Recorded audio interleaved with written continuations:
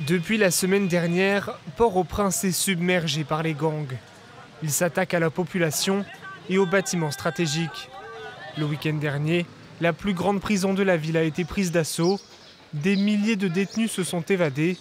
Parmi eux, cet activiste politique, aujourd'hui de retour dans son quartier. Je n'étais pas emprisonné, j'ai été kidnappé. Le gouvernement criminel d'Ariel Henry m'a kidnappé. Dieu m'a sauvé la vie de peu. Pendant que j'étais détenu, les gens ici me soutenaient. Tout le monde savait que mon arrestation n'était pas légale. De nombreux habitants de Port-au-Prince ont fui leur domicile, terrorisés. Certains ne savent plus où dormir.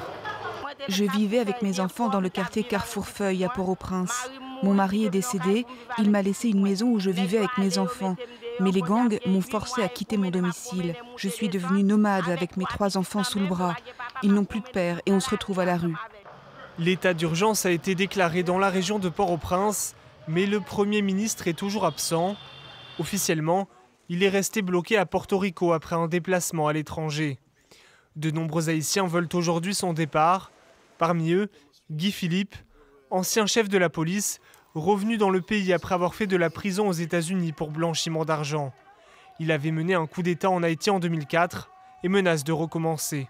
Il avait passé un accord. Il devait démissionner et se retirer le 7 février dernier. Mais il ne l'a pas fait et il bénéficie toujours du soutien de ces grands pays qui se disent nos amis. Je pense donc que le Premier ministre Ariel Henry devrait rester là où il est actuellement. Ce serait bien pour le pays et qu'il laisse les Haïtiens décider de leur sort.